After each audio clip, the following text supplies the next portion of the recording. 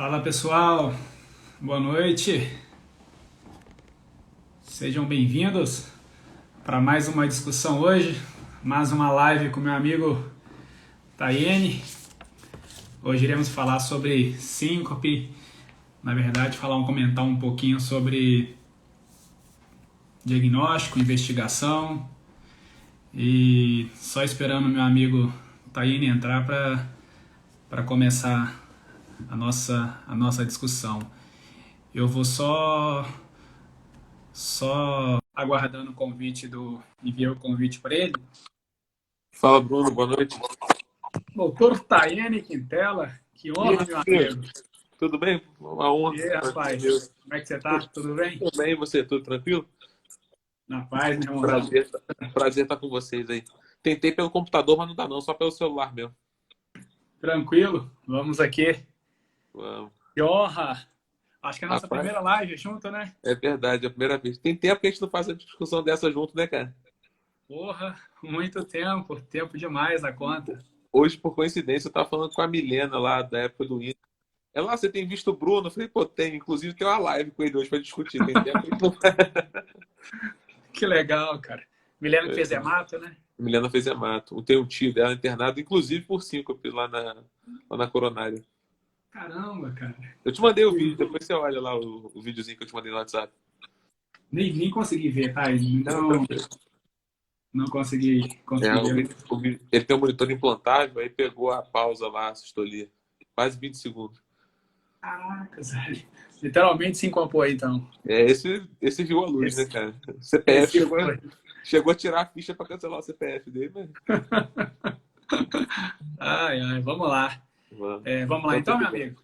Vamos, Bom, vamos. Quando você quiser. primeiramente, gostaria de agradecer a participação do meu amigo Taíne. Eu tive o prazer de conhecer ele em Petrópolis, fizemos residência, trabalhamos juntos depois na unidade coronariana, acho que uns 6 anos aí. E Taíne, que é um amigo nosso, fez faculdade junto, fez residência e deixo para você apresentar aí, meu amigo. Seja bem-vindo e, primeiramente, gostaria de agradecer a sua participação aí. Espero que possamos aprender juntos aí e contribuir para o pessoal que está em casa para enriquecer um pouquinho a discussão de um tema que é bem prevalente, bem frequente no dia a dia, principalmente o pessoal que trabalha em pronto-socorro, né? Então, isso é bem prevalente aí. Fique à vontade, se apresente para o pessoal que ainda não te conhece, meu amigo. Bom, boa noite. Primeiro, agradecer ao Bruno, ao Badinho, Léo, Carlos Bruno. Obrigado pelo convite, é um prazer estar com vocês, né? Como o Bruno falou, fui calouro do Bruno, do Badinho, desde sempre estudando junto com eles, aprendendo com eles. Depois a gente fez residência junto, pontão, né? Então acho que foi bom. Bom, só para quem não me conhece, eu fiz cardiologia, depois arritmia e por último agora eletrofisiologia, né? Estudo fisiológica, ablação e faz um pouquinho de marca-passo também. Eu acho que o tema, Bruno, foi um tema muito bem escolhido, né? Síncope é uma coisa recorrente nas urgências, até em consultório também, e é uma coisa que, apesar de ser recorrente, apesar de ser uma coisa extremamente comum no dia a dia das urgências, é uma coisa extremamente, assim, variada a abordagem, né? Não tem uma uniformidade. O dor torácica quase todo mundo atende igual, né? O que muda é se vai avaliar o eletro bem ou não, mas o protocolo de dor torácica é uma coisa muito bem fundamentada. E cinco, se você perguntar para 10 urgências, tirando das grandes redes, né, que assim, tem protocolo muito Uhum. forte, né? Cada um avalia de um jeito e tem alguns mitos, alguns métodos que a gente pede aí que, enfim, não vou dar spoiler, não, vou deixar para o pessoal discutir para a gente aprender junto mais um pouco aí. Tá bom, vamos lá então. Então eu vou só resumir para o pessoal que está em casa. Então, o caso, então, o pessoal já tem aí, então, um paciente, um senhor idoso, 75 anos, com uma história de... Estava no supermercado, na fila do supermercado, e subitamente ele, de acordo com o acompanhante, é um paciente que a gente até atendeu aqui no pronto-socorro, ele subitamente desmaiou. Esse foi o relato da acompanhante dele. Ele estava na fila, sem sintoma nenhum, e ela estava do lado dele, de uma hora para outra ele acabou literalmente sincopando. Sincopou e fez um TCE, teve um hematoma subdural, teve uma lesão no supercílio à direita e uma escoriação no braço. Foi acionado o pronto atendimento e, de acordo com a familiar, ele, depois de 5 minutos mais ou menos, ele começou a acordar entre O primeiro atendimento, ele acabou acordando sem déficit motor nenhum e acabou sendo encaminhado para o pronto-socorro. É um paciente que previamente é hipertenso e diabético, faz uso de losartana, hidroclorotiazida, para diabetes faz uso de metformina, faz acompanhamento regular com cardiologista e endocrinologista, a princípio sem lesão de órgão-alvo, e foi atendido no pronto-socorro por essa história de acompanhante de uma síncope aí.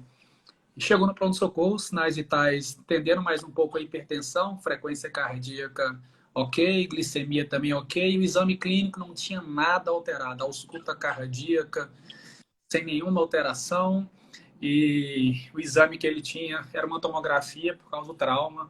O pessoal entrou pelo trauma, foi feita a tomografia de crânio para ele, e depois foi encaminhado para a clínica médica para ser avaliado.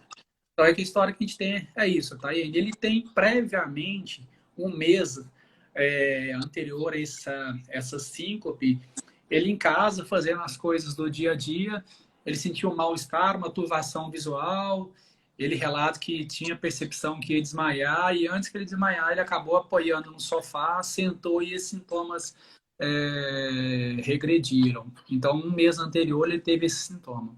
É isso que nós temos, né? Fique à Tá. vontade para fazer seus comentários. O que você acha Bom, importante no caso? então a primeira coisa nesse caso, esse é um caso bem típico, né? Um caso bem recorrente na urgência, é bem ilustrativo. A primeira coisa que a gente tem que chamar a atenção, o Bruno, que a gente fala sempre nos nossos protocolos, lá na rede principalmente, né, onde eu atuo mais forte, é que tem que definir como se é síncope mesmo. O cara, às vezes existe o diagnóstico de perda súbita de consciência, e síncope é uma delas. Tem as outras causas que não são síncope, e às vezes as pessoas chamam de síncope, mas não é. Por exemplo, a síndrome piramidal aguda, crise convulsiva, enfim, outras causas que não vêm ao caso, mas a gente tem que tentar definir. Esse caso não é síncope. Uma queda brusca, bateu com a face no chão, então a gente ressalta aqui critérios de mau prognóstico ou de malignidade, a gente chama de síncope maligna ou de síncope de alto risco. A idade acima de 70 anos, o trauma de face, o trauma de crânio em si já é alto risco, mas quando bate com o rosto, ou seja, cai sem defesa, chama muito mais atenção. Né? Ele já tem uma história prévia de síncope que sugere a síncope reflexa, a síncope vasovagal, ou síncope neuromediada, são sinônimos nesse caso. Uhum. E geralmente a pessoa tem pródromo, esse pródromo é relacionado ao baixo débito. E aí o que tem que fazer é sentar. Eu acho que cabe fazer uma explicação um pouco rápida de fisiopatologia, só para as pessoas entenderem, porque fica bem mais fácil depois disso, né? A gente, quando fica em pé, um adulto normal de 70 quilos, em torno de 700 ml, 800 ml de sangue vão para as pernas, né? Com a ação da gravidade. A gente tem o coração para bombear para frente e, teoricamente, a gente não tem nenhuma bomba ativa para fazer o sangue voltar, porque tem a contração da musculatura, a ação das válvulas dos membros inferiores, enfim. Quando o paciente acaba de ficar em pé ou está em pé há muito tempo, não dá tempo da musculatura contrair como deveria. E existe uma série de eventos, como aumento da frequência cardíaca, aumento da força de contração, aumento da resistência vascular, para tentar manter esse débito. Quando isso começa, isso acontece o equilíbrio entre o sistema nervoso autônomo, da parte simpática para simpática, basicamente. E a síncope reflexa se dá para uma retirada simpática súbita. O sistema nervoso simpático não consegue manter, por um motivo que não é muito bem esclarecido, ele como se fosse uma gangorra e ele desistisse da briga. E há o predomínio parasimpático, hipotensão e bradicardia, não necessariamente nessa ordem. Cada um vai ter a sua manifestação mais comum. Então é por isso que acontecem os sintomas. E quando o componente de bradicardia é mais importante, é mais precoce, a gente não tem pródromo, porque é mais rápido. Né? Então a gente chama atenção nesse caso, que é um senhor idoso, é hipertenso diabético, ele usa uma medicação que é uma medicação de alerta, que é o diurético, né? Diurético tiazídico, apesar da gente não levar, ficar tão preocupado, ele causa desidratação, sim. Idoso, a gente cansa de pegar, o paciente acaba fazendo um eco, depois por outro motivo, vê a veia cava colabada. E isso chama atenção. Então, nesse caso, um idoso, 70 e poucos anos, hipertenso diabético, que tem um trauma facial e já tem uma história prévia que sugere síncope neuromediada. O que eu sinto falta no exame físico é se a gente, na urgência, me aferiu a pressão deitado, sentado em pé e a frequência cardíaca para pesquisa da hipotensão ortostática, né, que é um diagnóstico semelhante na origem, né, na anamnese, mas com tratamento diferente. Né? Então, assim, acho que no exame físico podia contribuir um pouco com isso. O que você acha? Ótimo, beleza. Então vamos lá, vamos só pegar alguns tópicos que você comentou, então, que é importante. Então, primeira coisa que você aventou muito bem. Síncope, então, aí, diante de uma síncope, eu estou, a princípio, uma perda súbita da consciência, né? Lembrar que essa perda súbita da consciência ela é transitória e a recuperação é rápida e espontânea. Então, isso é importante, não? Uma perda súbita com pouco tempo de duração, recuperação completa. E isso é importante porque nem toda perda de consciência é obrigatoriamente síncope, né? Então, é muito Exatamente. importante a gente, por exemplo, tá no pronto-socorro, o paciente desmaiou, ou a gente acaba meio que carimbando o paciente como episódio 5, sendo que existem outras causas de rebaixamento de nível de consciência ou perda transitória da consciência, sem que obrigatoriamente tenha baixo fluxo cerebral, né? Então, o que Sim. caracteriza a 5 é o baixo fluxo cerebral. Então, por exemplo, você comentou muito bem, o paciente pode ter hipoglicemia, pode ter o baixo rebaixamento do nível de consciência e não obrigatoriamente ter síncope. Trauma TCE é outra causa disso, distúrbio hidroeletrolítico, então pensar em sódio, pensar em cálcio, pode dar rebaixamento do nível de consciência, pode ser transitório, entretanto, esse paciente não tem baixo débito, né? Sim. Crise convulsiva é outra causa importante de perda da consciência, né? Epilepsia, né? Epilepsia, então tem várias causas, mas é o que você comentou muito bem, atentar para alguns achados que imediatamente nos faz pensar em síncope. Você colocou trauma facial, ou seja, o paciente não protege nada, ele literalmente não tem pródromos, ele acaba sincopando de uma hora para outra, então desmaia de uma hora para outra sem proteger a face. A idade do paciente nos faz pensar um pouquinho mais, talvez, um fator de risco para a gente pensar em síncope, né? Então isso é importante. E você já colocou, você já meio que definiu para a gente.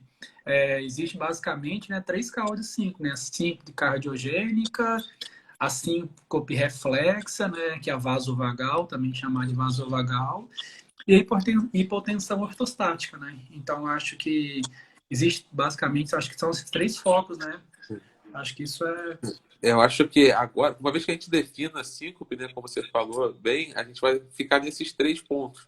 A síncope reflexa, que recebe o nome de vasovagal ou neuromediada, são sinônimos, né? Cada Uhum. autor chama de um jeito. Até recomendo a leitura da diretriz europeia de síncope, acho que é a melhor leitura, mais atualizada. A diretriz, apesar de ser de 2018, é a leitura Uhum. mais atual de síncope, assim, que mais aprofunda do diagnóstico de síncope. E tem a síncope cardíaca, e dentro da síndrome cardíaca a gente tem que pensar a rítmica e estrutural. Isso na anamnese a gente basicamente descarta e pode até pensar em exame que vamos pedir depois, no segundo momento. Se o paciente tem palpitação, dor torácica, foi imediatamente após um esforço ou durante o esforço com dor torácica, se o paciente tem sopro no exame físico, ou ele tem sinal de cardiopatia estrutural, se alguém como a gente que gosta, fizer um exame físico mais detalhado, tem desvio do ictus, algum sinal de sobrecarga, sopro sistólico, isso são critérios que chamam a atenção para a síncope cardíaca estrutural. As arrítmias, geralmente, a queixa é palpitação ou então esse efeito liga-desliga, né? O paciente cai de face no chão. Lembrando que na liga-desliga a gente tem que lembrar da reflexa cardioinibitória, que também faz a mesma apresentação. E a síncope por hipotensão ortostática, que aí tem várias causas, entre elas as desautonomias todas, que aí tem uma das primeiras grandes confusões da síncope. Todo mundo que tem síncope vagal, alguém fala, é desautonomia. Não é. Não é, né? Desautonomia é um diagnóstico raro, principalmente que faz síndrome, tem várias causas de desautonomia. Assim, síndrome de Parkinson-like, síndrome de Shy-Drager, várias outras que não são comuns no dia a dia e são avaliadas também no segundo momento. O que a diretriz europeia, que é a que eu mais gosto e assim fala, é que o diagnóstico e o tratamento se baseia muito na história. Se você define pela história que é uma síncope reflexa, e dentro da síncope reflexa tem a síncope situacional, por exemplo, a paciente levantou para urinar, acabou de urinar, ficou tonto, caiu. Não precisa fazer mais nada, está definido o diagnóstico. Bateu com o rosto. Tudo bem, mas foi o primeiro episódio? Se for o primeiro, você orienta, observa por umas 6 horas e encaminha para o ambulatório depois. Se tiver alguns outros achados, como esse que a gente falou, foi episódios repetitivos, enfim, a gente tem que dar um passo à frente. E aí eu acho que a gente podia deixar uma brecha para o pessoal falar sobre o exame ou o que foi feito para a gente comentar. O que você acha? Ótimo, beleza. Então, você comentou das três causas, então aqui a gente sempre vai ter que ficar mais preocupado, talvez, por colocar a integridade do paciente, a síncope cardiogênica, né? Então, essa é que, digamos, que é a mais grave. Ainda bem que não é mais frequente, ela mais frequente é a reflexo, a vasovagal, né? Ainda bem. E a ortostática talvez é a segunda mais prevalente aí. Com relação aos exames que você comentou, então acho que a primeira coisa, a diretriz ela é bem clara, né? Que investigação de síncope, a gente precisa basicamente de uma boa anamnese, um bom exame clínico e talvez um exame que eles consideram como sendo essencial quando eu vou investigar uma síncope é um eletrocardiograma, né? Então, isso é o que, digamos, a gente precisa para ajudar na investigação na fase inicial, né? E vai ter alguns achados, né? Que nos faz pensar em, tipo, paciente que tem uma síncope de alto grau, ou seja, um fator de risco importante para a gente pensar numa cardiogênica. Então, isso é importante. Então, vamos lá. Teve algumas perguntas que o pessoal deixou, que eu vou passar para você, só para a gente fazer esse bate-bola aí. O Tá. pessoal colocou, a grande maioria do pessoal colocou como hipótese diagnóstica principal síncope cardiogênico. Foi 9 ou 10 pessoas colocaram como diagnóstico principal síncope cardiogênica. E o pessoal colocou aí, dentre os exames, ecocardiograma, eletrocardiograma, Holter, foram os principais. Um grupo menor colocou como Doppler de carótida. Então, quer comentar sobre esses exames, Claro, na investigação claro. de sim, quando pedir, quais são as indicações? Tá ótimo. E respondendo a sua pergunta que você fez inicialmente, esse paciente depois a gente avaliou hipotensão postural, não tinha hipotensão postural, apesar de no exame clínico estar hidratado, talvez hidratação é algo bem difícil, né? A gente saber se o paciente está um pouco desidratado ou muito. Então, quando tem história clássica de diarreia, náusea, vômito, apesar desse paciente fazer uso de diurético, não apresentava no exame clínico, então, assim, não era bem característico de desidratação. Então, não tinha também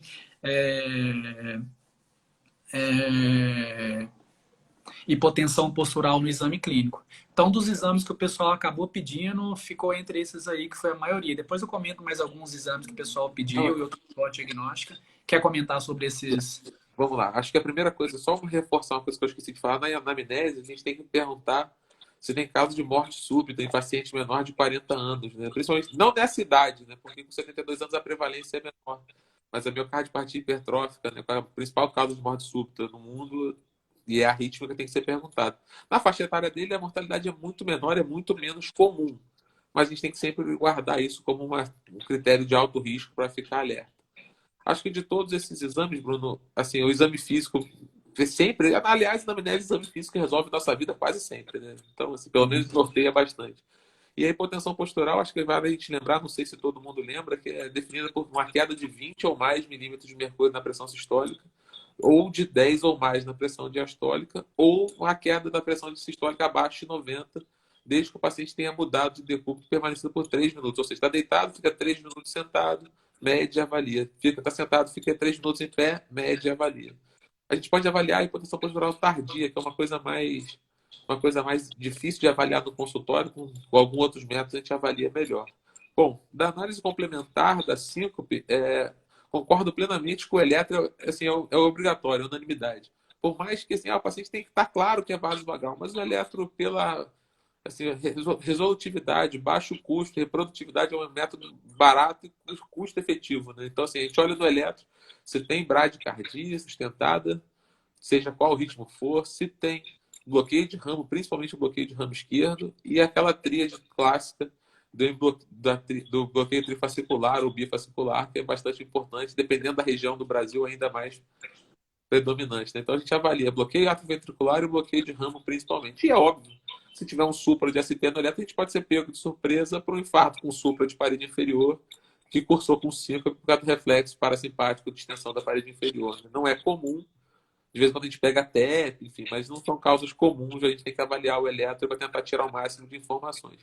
O que a diretriz diz, Bruno, é que se o eletro não tem alteração estrutural, se a gente não tem anamnese sugestiva, não tem exame físico, o ecocardiograma é um método muito questionável, com a sua utilidade muito baixa no diagnóstico de síncope. Pode ser que a gente ache outras coisas, mas não vai explicar com clareza a síncope se não tiver já focado, direcionado para a síncope cardiogênica.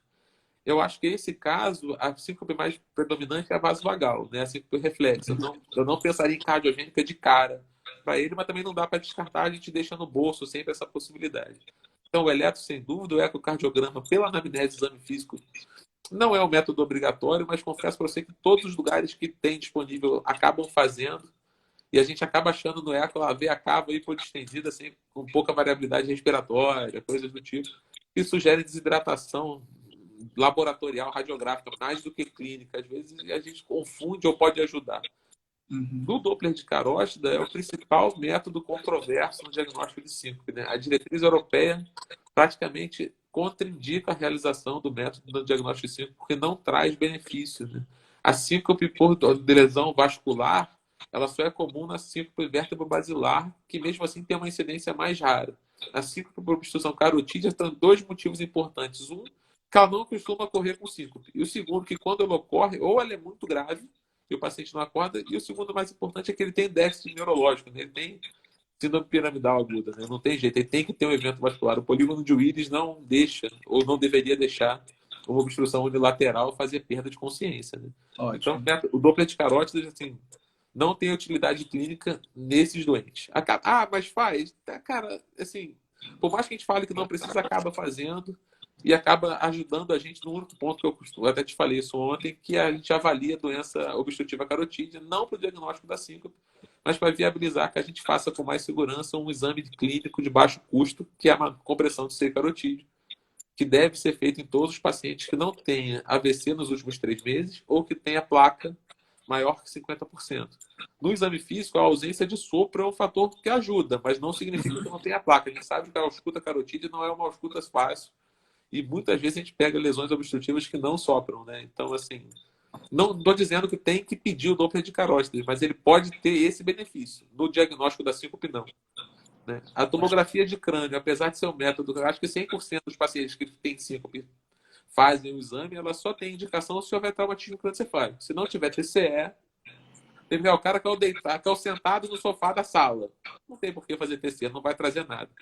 Se trouxer um AVC agudo, significa que aquilo não foi síncope, foi outra causa de perda de consciência. Então, se a gente está pensando na síncope, não tem indicação a tomografia de crânio salvo em pacientes que tenham TCE. Se o paciente tiver déficit mantido, não foi síncope, né? Foi outra causa de perda de consciência. Acho que dos exames que o pessoal comentou, Ótimo. esses exames ajudam um pouco. A compressão do seio carotídeo deve ser feita com monitorização, né? Tem que estar monitorizado, de preferência com gravação, porque a gente Ótimo. pode achar a hipersensibilidade ou a doença carotídea se o paciente manifestar sintomas, né? Então, pode fechar o diagnóstico e definir conduta também. Ótimo. Então vamos lá, então. Então você comentou que eletro para todo mundo. O exame clínico vai nos ajudar a avaliar a possibilidade ou não de um eco, ou seja, se tem um sopro, se tem história, por exemplo, de morte súbita na família, para a gente pensar na cardiomiopatia hipertrófica, algo que nos faça pensar uma hipertrofia septal assimétrica ou algo do tipo, nos faz pensar isso. Então, morte súbita, preço de morte súbita, principalmente em pacientes mais jovens, né? Se tem um exame clínico pensando, principalmente quando eu penso em síncope, pensar principalmente em estenose de aorta, né, válvula aorta ou estenose mitral grave. Então, eu esperaria no exame clínico desse paciente presença de sopro é importante, né? Outra coisa que nos faz pensar também, talvez, em pedir um eco, que você deixou muito bem, é quando eu estou suspeitando que esse paciente tem uma doença estrutural e essa doença estrutural pode gerar síncope. O que nos faz pensar em doença estrutural mais comum, que pode cursar com síncope, é insuficiência cardíaca, principalmente fração de ejeção reduzida, né? Ou seja, tudo isso que a gente está falando são os pacientes que são alto risco, que quando apresentam síncope, eu tenho que ficar preocupado que talvez essa síncope seja de etiologia cardíaca, né? E eu não posso, por exemplo, chegou esse paciente no pronto-socorro, eu acho que é cardíaca, é um paciente que talvez não tenha segunda oportunidade, pode sincopar de novo e, né? Sim. Então, isso é importante. Então, acho que o eco que você comentou muito bem, o eco tem que ter alguma alteração no exame clínico, tenho que pensar em doença estrutural para esse paciente, e esse paciente vem com uma clínica, uma síndrome coronariana aguda, ou uma dor pré-cordial, ou uma história de uma angina, de uma insuficiência Espinéia, né? cardíaca, de espinéia, né? Então, para o eco, para indicar o eco, tem que ter alguns achados, né? E uma coisa que é interessante que você comentou, e eles até, a diretriz até comenta, mas o paciente, por que pedir eletro? O paciente chega com frequência cardíaca de 50, ou 60, 70, 80. frequência cardíaca, ok, mas, por exemplo, o paciente pode ter brugada, o paciente pode ter um QT longo, pode ter um PR curto, então pode ter várias causas que o Bloqueio no ramo eletro... esquerdo. Existe ritmo juncional com a frequência mais alta. Eu peguei uma paciente lá no Barra Dora essa semana com a frequência de 60 sem onda P com RR regular. Assim, isso Exato. A não gente estava pode na ser cara o preso, diagnóstico, né? Então, assim, exatamente. não precisava É. fazer mais nada. Ela estava com um monte de exame pedido. Eu olhei o eletro e, gente, ela toma algum remédio? Caiu, voltou. 90 anos, a gente foi ver. Quando eu fiz a compressão do seio carotídeo, ela fez uma pausa de 12 segundos na beira do Exato. leito para diagnosticar tratado. Né? Teve uma pergunta ali, Bruno, que eu deixei de falar de propósito, que foi o Isso. Holter. Eu vou, O, exatamente, vai o chegar lá. Holter, o Holter é Então, complicado, né? O Holter o é. Doppler, o Doppler você já colocou, o Doppler de carote a gente também, e a gente acaba solicitando quando eu estou pensando em doença carotídea e não em síncope, né? E principalmente pacientes que, quando apresentam episódio de desmaio e não síncope, geralmente quando é por doença carotídea, tem um déficit focal, tem uma alteração neurológica. Então, isso nos faz pensar mais em doença carotídea. Tomografia, a gente, de um modo geral, não contraindica, a não ser que seja um TCE moderado a grave, né, num paciente que... Então, isso a gente acaba avaliando a possibilidade. E tem uma coisa que o pessoal perguntou aqui, que a Jaqueline, acho que a Jaqueline, se não me engano, até perguntou. 2 exames que o pessoal pediu. Holter, o pessoal, o Feldman aqui de São Paulo, o pessoal perguntou pra caramba, o Matheus, o Caio, a avaliação de Holter, se tem indicação de fazer Holter de 24 horas, ou monitor de evento, e o tilt test. O tilt test tinha certeza que o pessoal ia perguntar. Então, são 2 exames que a gente acabou deixando para o final, É, quando indicar o Holter e quando indicar o tilt test para investigação de síncope. então vamos lá. Primeira coisa, o Holter, a gente tem que pensar, volta na anamnese e ver a frequência de eventos. O paciente que tem evento esporádico, e você não e já tem o eletro normal, o eletro praticamente normal, a acurácia do Holter é muito pequena. Tem estudos que mostram, sugerem menor que 20% de diagnóstico, alguns com em torno de 5% do paciente internado. O que a diretriz diz é que se o paciente tem evento, mais de um evento por semana, o Holter está indicado sempre. Se o paciente não tem mais de um evento por semana e não tem alteração eletrocardiográfica ou bradicardia no exame físico que sugira, o Holter não traz benefício clínico no diagnóstico da síndrome. Né? A avaliação prolongada, o monitor de eventos, o Holter de 7 dias ou o monitor de eventos, tanto o de 7, 14, 21, 28 dias, ou até hoje a gente tem um monitor implantável, que algumas marcas duram até 4 anos, né, de bateria, eles são indicados quando a síncope é recorrente, você não consegue explicar de outra forma. Você não tem nada que explique, não tem cardiopatia estrutural, não tem nada. O Holter também, o Holter de 24 horas não mostrou grandes coisas e a gente tenta prolongar porque o paciente tem, uma vez por mês ou 2 vezes no mês eu tenho. Então eu vou monitorizar ele por 28 dias e vou ver se eu consigo pegar. Ajuda, ajuda. O tilt test, Bruno, o tilt test é uma... Para quem gosta de 5, quem estuda 5, o tilt test é excelente, é a cereja do bolo, é o melhor método. Quando você avalia algumas diretrizes, alguns estudos tentam menosprezar o diagnóstico. A diretriz europeia traz ele como era 2A, agora veio 2B, né? Mas mantém, se o pessoal parar para ler, o tilt test está sempre indicado naqueles pacientes que sugerem síncope reflexa, ou seja, a síncope vasovagal, ou que possa sugerir a síncope por hipotensão ortostática. E nesse caso inclui as desautonômicas, né? A gente aqui no Rio, né? Eu sou da Redditor, né? Então a gente deixa o tilt test depois do Holter, eco, enfim, quando não tem nada que justifique, a gente avalia se vai fazer internado. Se o paciente for de muito alto risco, eletivamente a gente indica para todos esses pacientes a fim de esclarecer. E o tilt test, ele tem 2 benefícios, na minha opinião, muito claros. Um é para dar o diagnóstico quando possível, ele mostra o reflexo, ele consegue reproduzir o reflexo vasovagal, a gente consegue entender o mecanismo da síncope. E aí a gente avalia as 3 formas, né? A forma mista, que tem queda da frequência e da pressão arterial e a frequência não cai abaixo de 40. Tem a forma vasodepressora, que só tem queda da frequência da pressão arterial e não cai a frequência cardíaca, e a forma cronodepressora, né? Cardioinibitória, que tem queda da frequência cardíaca com ou sem a sistolia. Isso o tilt test ajuda bastante. E uma outra coisa que o tilt test ajuda é no tratamento indiretamente, né, educacional, porque a gente mostra para o paciente o que acontece com ele. E você pode ensinar, olha, quando você começar a sentir isso aqui, aquilo que você sentiu, você tem que tomar algumas medidas para evitar, como se possível deitar e levantar as pernas, fazer hand grip, O simples fato dele fazer o hand grip já ajuda a melhorar o retorno venoso, talvez segure o reflexo vasovagal. Ele, se estiver em pé, por exemplo, ficar com as pernas trançadas, isso tudo o tilt test pode nos ajudar a ver como se comporta o reflexo, como ele reproduz o evento, para a gente poder atuar no tratamento. Né? Então, assim, o Holter está indicado nos pacientes que têm mais de um evento por semana. Quando não é, o benefício é muito baixo, se o eletro for normal. O tilt test está indicado em todos os pacientes que o diagnóstico não está definido claramente por outra coisa. A gente pode, por isso que eu falei, avaliar o mecanismo da síncope e avaliar, tentar ajudar o tratamento de forma educacional. Isso que eu não citei, assim, por desautonomia, hipotensão ortostática, ataque cardíaco postural ortostática, que é o POTS, isso tudo pode ser avaliado muito bem no tilt test, são outras causas de síncope que a gente consegue tratar também e ajudar a intervir de forma melhor no paciente. Né? E tem alterações no tilt test, como a forma cardio-inibitória com a sistolia.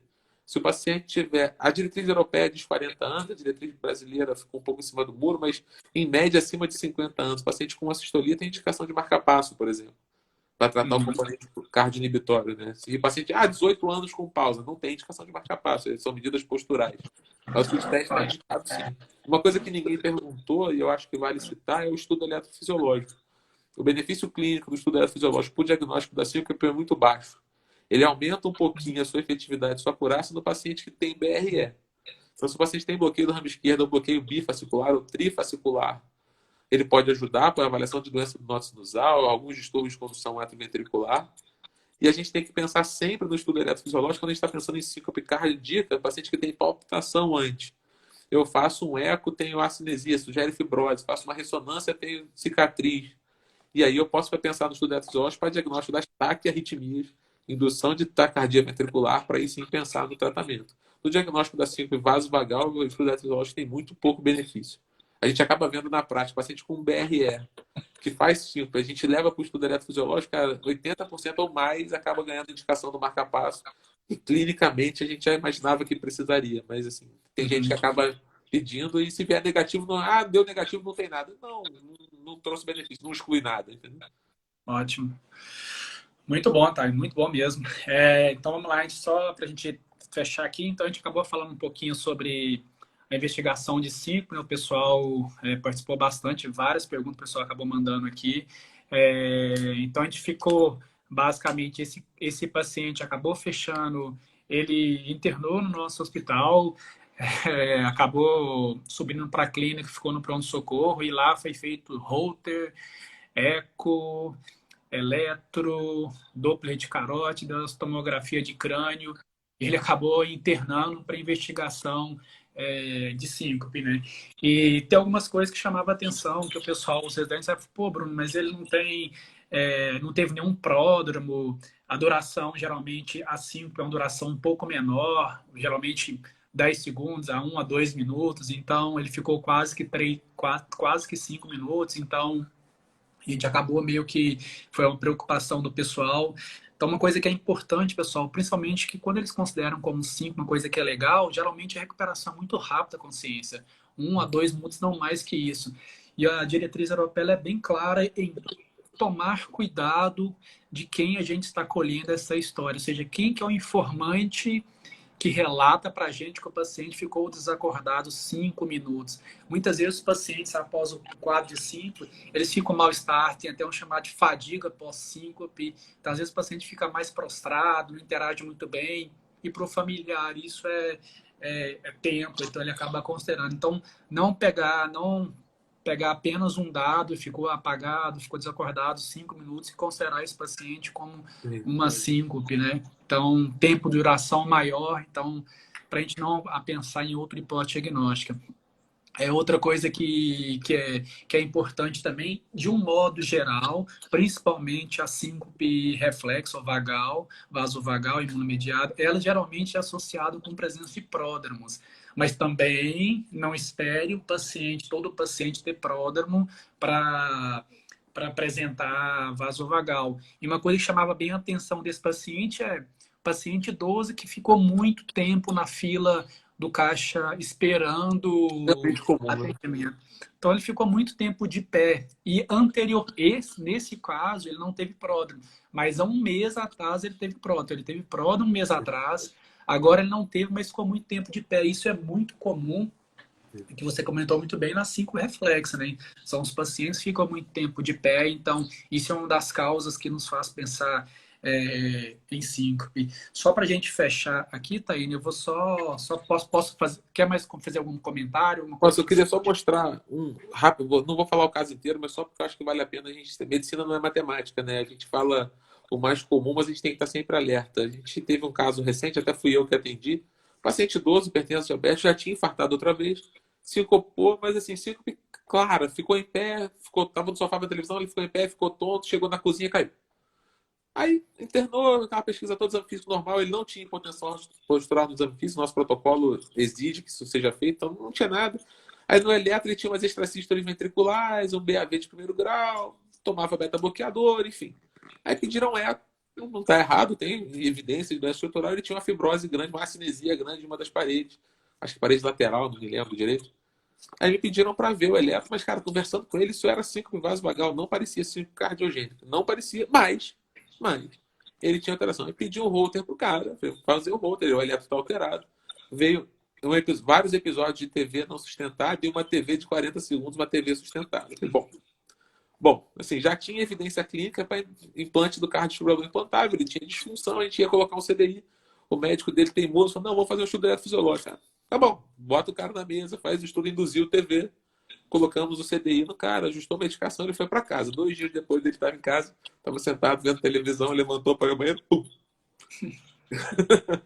caiu de novo, voltou para o hospital, interroga o CDI. E o CDI não funcionou, não teve arritmia. Aí a gente botou ele no tilt teste, ele fazia hipotensão grave, ele tinha síncope reflexa também. Ele tinha 2 fisiopatologias. Qual que foi a primeira?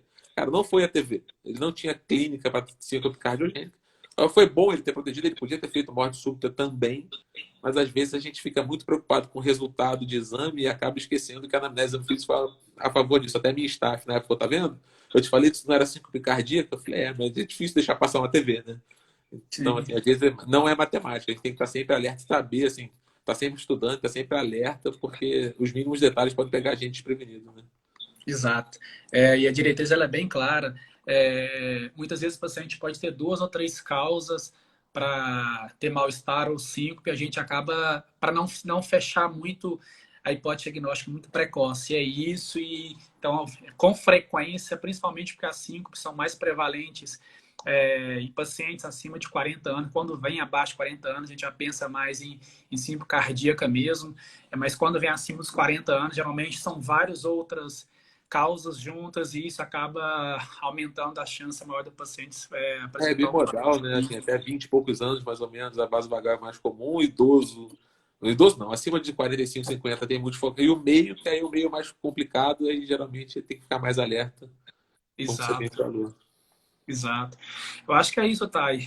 Então a gente acabou falando um pouquinho de cinco, caso bem legal, e foi só uma pergunta que o pessoal fez que eu acabei não colocando, mas que foi várias perguntas, não teve como. Então, assim, tem alguns scores que o pessoal até usa, principalmente em pronto-socorro, para avaliar síncope. Se é uma síncope de alto risco, isso é importante. Então, assim, as diretrizes elas são bem categóricas em colocar na amnese, exame clínico. E existem algumas causas que nos fazem pensar, por exemplo, em síncope de alto risco e que esse paciente, se teve síncope, tem que manter esse paciente internado, mesmo que seja o primeiro evento. Se é um paciente com história de morte súbita na família, se é um paciente que tem um eletrocardíaco, se é um eletro alterado, se for uma síncope no paciente deitado, se for uma síncope durante atividade física, se é um paciente que tem achado de insuficiência cardíaca, fração de ejeção reduzida, se teve infarto agudo do miocárdio prévio, ou seja, doenças estruturais, história familiar, e o normal, que não é o paciente deitar, apresentar síncope, ou se for atividade física, apresenta sim. Então, nesse caso, geralmente, mesmo que seja o primeiro evento, recomenda-se no pronto-socorro você internar esse paciente,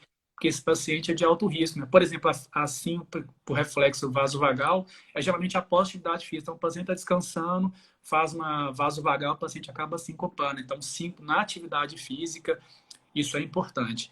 Eu acho que era isso, tá? A gente acabou passando um pouquinho aqui, mas foi bem legal. Acho que deu para aproveitar bastante, teve bastante informação para nós aí. Eu acho que só tenho a agradecer a você, o pessoal que está até agora participando da nossa live. Deixa eu ver se tem alguma pergunta a mais aí. Eu acho que as perguntas que foram enviadas, eu acho que foram essas. Deixa Se eu ver alguém se tiver tem. alguma coisa, também estou à disposição. Quiser discutir algum caso, quiser perguntar, pode ficar à vontade. Eu tô sempre, Exato. a gente está sempre aí disponível, né? Cara, eu queria agradecer, foi muito bom poder participar com você aí, com o pessoal, assim. Eu estava falando com o Badinho mais cedo. Apesar de a gente dar, toda hora tá tendo alguma aula diferente, semana passada eu dei umas 3 aulas, eu falei, bro, hoje tem um apelo emocional, né? Porque tem pelo menos uns 12 anos aí de discussão de casos, desde aquele grupo de estudo de anatomia, sêmio, enfim. E a gente, como dupla de residência, lembra? Um bom sucesso aí. Então, Sim, assim, reeditar a dupla vai ser divertido, né, cara? Então, assim, com certeza.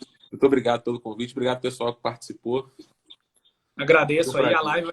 A live vai ficar gravada para quem quiser participar. Quem tiver dúvida, pessoal, pode mandar mensagem no nosso Instagram. Pode mensagem no Tayane também. O dele tá no nosso caso aí. Fique à vontade para perguntar. A gente vai respondendo para vocês. Muito obrigado aí. Boa noite. Valeu, boa Boa noite, semana. gente. Tayane, obrigado mais uma Valeu, vez. Bruno, um Obrigado, abraço, pessoal, cara. pela participação. Um Valeu, abraço, abraço, boa gente. noite, Até tchau. mais. Um abraço.